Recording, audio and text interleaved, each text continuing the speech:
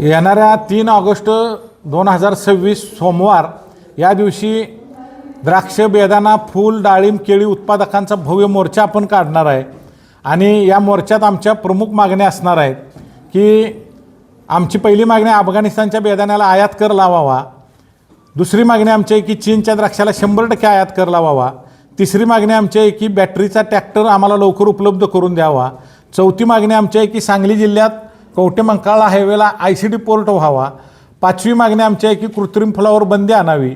सहावी मागणी आमची आहे की विम्यातल्या जाचकाठी, शेतीच्या कृषी विम्याच्या जाचकाठी रद्द करा, कमी करा. पुढची सहावी मागणी आमची अशी असणार आहे की ज्या लग्न समारंभात तांदूळ इसकटला जातो, आम्ही शेतकरी अन्न निर्माते आहे, अन्नदाते आहे आणि आमच्यासमोर असं तांदूळ इसकटू नका. तिथं गुलाबाच्या पाकळ्या, प्रेमाचं प्रतीक गुलाबाचं फुल आहे, त्यामुळे त्या पाकळ्या गुलाबाच्या फुलाच्या विस्कटाव्यात, जेणेकरून अशा NHBचं अनुदान आम्हाला 1 एकरापासून लहान शेतकऱ्यापासून मिळावं. ह्या आमच्या प्रमुख मागण्या ह्या आहेत आणि सांगली जिल्हा अधिकारी कार्यालयावर गेली 2 वेळा आम्ही मोर्चा काढला. आता पण आम्ही भव्य असा मोर्चा काढणार आहे आणि आमच्या ह्या मागण्या सरकार दरबारी करणार आहे. हा आमचा मोर्चा कुठलाही राजकीय पक्ष, राजकीय नेता बिलकुल नाही, हा शेतकऱ्यांचा मोर्चा आहे.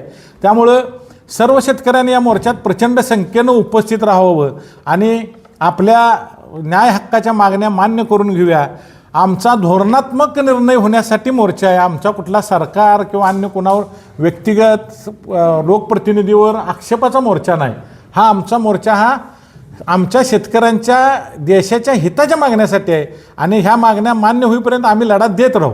किती तारखेला आणि कुठून कुठेपर्यंत आमचा मोर्चा 3 ऑगस्टला क्रांतिसिंह नाना पाटील पुतळा इथून सुरुवात होईल कलेक्टर ऑफिसपर्यंत. त्या दिवशी सोमवार आहे. पाऊस जरी असला तरी शेतकरी आणायला यावं, कारण पावसात जर आपण भिजत जर मोर्चा काढला तर आपल्याला सहानुभूती तयार होईल. आपण शेतकरी आहे, पावसाला कोणी घाबरू नये आणि मोठ्या संख्येनं शांततेच्या मार्गाने आपल्याला मोर्चा काढायचा आहे. जर सरकारने या आमच्या मागण्यांची दखल नाही घेतली, द्राक्ष, डाळिंब, केळी, फूल उत्पादकांच्या, तर आम्ही भविष्य काळात पुढल्या वर्षी मग आम्हाला दिल्लीत जंतर मंतरवर मोर्चा काढावा लागेल. का आमच्या बऱ्याच मागण्या केंद्र सरकारच्या अखत्यारीतल्या आहेत. त्यामुळे आम्ही दिल्लीत जंतर मंतरवर भविष्य काळात आम्हाला पावसाळ्यात काही काम नाही, आम्ही तिथं जाऊन बसू.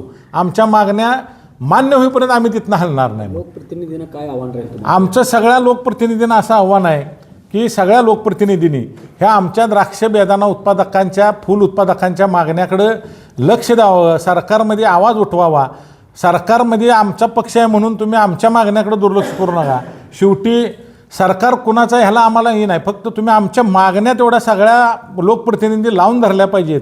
कारण पाहिजे त्या प्रमाणात मागण्या लावून धरल्या गेल्या नाहीत लोकप्रतिनिधींनी, भले संसदेत असो किंवा आपल्या विधानसभेत असो, पाहिजे त्या ताकदीनं मांडल्या गेल्या नाहीत. अगदी अपवाद 1-2-4 लोकप्रतिनिधी वगळता ताकदीनं मांडल्या नाहीत आणि त्या मागण्या पुन्हा एकदा अधिवेशनात ताकदीनं मांडाव्यात की जेणेकरून आमचं प्रश्न सोडवल्याचं समाधान झालं पाहिजे. ही आमची अपेक्षा लोकप्रतिनिधींच्याकडून. लोकशाही मराठी ऐका, पहा, जागरूक रहा.